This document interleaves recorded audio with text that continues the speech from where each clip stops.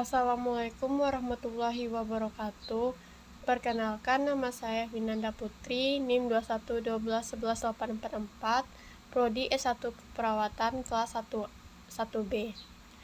Baiklah, di sini saya akan mempresentasikan tugas Pancasila yang berjudul Tantangan Pancasila di Masa Revolusi Industri 4.0.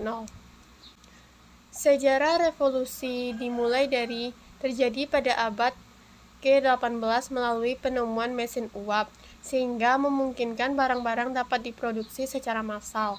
Terjadi pada abad ke-19 sampai 20 melalui penggunaan listrik yang membuat biaya produksi menjadi murah. Revolusi ini terjadi pada tahun 1970-an melalui penggunaan komputerisasi. Istilah 4.0 berasal dari sebuah proyek yang diprakarsai oleh pemerintah Jerman untuk mempromosikan komputerisasi manufaktur. Perkembangan revolusi industri 4.0 menurut Agustini, revolusi industri 4.0 disebut sebagai revolusi industri yang akan mengubah pola dan relasi antara manusia dengan mesin.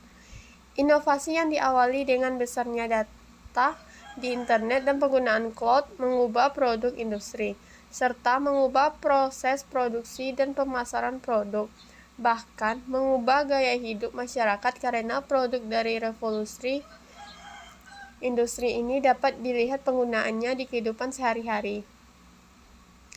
5 pokok yang menjadi tantangan Pancasila yaitu 1. Pemahaman Pancasila, 2. Eksklusivisme sosial yang terkait derasnya arus globalisasi sehingga mengarah kepada menguatnya kecenderungan politisasi identitas dan menguatnya gejala polarisasi dan fragmentasi sosial yang berbasis SARA.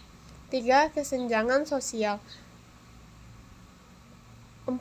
Pelembangan Pancasila di mana lemahnya institusionalisasi nilai-nilai Pancasila dalam kelembagaan politik, ekonomi, dan budaya, serta masih lemahnya wawasan ideologi Pancasila di kalangan penyelenggara negara. 5. Keteladanan Pancasila. Keseluruhan ini merupakan pokok yang harus dimiliki warga negara maupun penyelenggara negara dalam menghadapi revolusi. Tantangan Pancasila dari sudut pandang mahasiswa di masa revolusi 4.0. 1. Banyaknya pengangguran dalam revolusi industri 4.0 adalah karena masalah kompetensi SDM di Indonesia yang didukung dengan rendahnya kemampuan berbahasa Inggris, tenaga kerja, dan lulusan perguruan tinggi di Indonesia.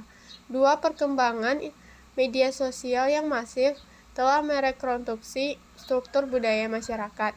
Banyaknya budaya asing yang telah masuk di Indonesia melalui berbagai informasi yang beredar di internet, membuat banyaknya masyarakat Indonesia melupakan makna dari Pancasila. 3. Banyaknya pelajar yang sudah tidak terlepas dari handphone. Mudahnya masuk informasi dari internet yang terkadang informasi tersebut bertolak belakang dengan nilai-nilai Pancasila. 4. Peran pengajar telah banyak digeser dengan revolusi industri 4.0. Dengan banyaknya informasi di internet membuat semakin banyaknya pelajar lebih sering mencari jawaban di internet dibandingkan bertanya kepada guru. Sedikit kita lihat berkaitan pelanggaran terhadap sila-sila Pancasila. Sila pertama, ketuhanan yang Maha Esa. Masih adanya gerakan radikal kelompok tertentu yang mengatasnamakan agama, perusakan tempat ibadah, dan fanatisme yang sifatnya anarkis. Sila kedua, kemanusiaan yang adil dan beradab. Masih banyaknya kasus human trafficking, mempekerjakan anak di bawah umur, dan keadilan dalam bidang ekonomi, parsialitas dalam marginalisasi status sosial ekonomi masyarakat. Sila ketiga, persatuan Indonesia. Masih terlihat adanya penyimpangan seperti menganggap suku lain lebih baik dari suku lainnya, perang antar suku, dan adanya gerakan organisasi separatis. Sila keempat, kerakyatan yang dipimpin oleh hikmat kebijaksanaan dalam permusyawaratan perwakilan. Hal ini juga masih terlihat masih rendahnya kedewasaan demokrasi, diantaranya adalah politik primordial, politik, isu putra daerah, dan sebagainya. Sila kelima, keadilan sosial bagi seluruh rakyat Indonesia. masih terlihat nyata disparitas pendapatan sosial ekonomi masyarakat bawah, masih rendahnya akses stabilitas permodalan, pengangguran, dan kemiskinan. Dengan hadirnya revolusi industri 4.0 memberikan suatu tantangan baru dalam pengembangan ideologi Pancasila disebabkan Pancasila harus menjalankan fungsinya sebagai ideologi terbuka, dinamis, dan aktual. Banyak tantangan dalam mempertahankan Pancasila sebagai ideologi. Pancasila telah membuktikan bahwa Pancasila bukan merupakan milik golongan tertentu atau representasi dari suku tertentu. Pancasila itu netral dan akan selalu hidup di segala zaman seperti yang telah dilewati di tahun-tahun sebelumnya. Upaya untuk mengingat Pancasila sebagai dasar negara penguatan ideologi Pancasila dalam menghadapi revolusi industri 4.0. 1. Mendekatkan kembali Pancasila kepada masyarakat agar Pancasila bukan merupakan hal yang asing atau absurd untuk dipahami. 2. Menginternalisasikan nilai-nilai luhur Pancasila dengan mengoptimalkan segenap sumber daya nasional yang dimiliki. 3. Upaya menanamkan nilai-nilai luhur Pancasila ke kognisi masyarakat dapat memanfaatkan kelebihan dan kemudahan dalam revolusi 4.0. 4.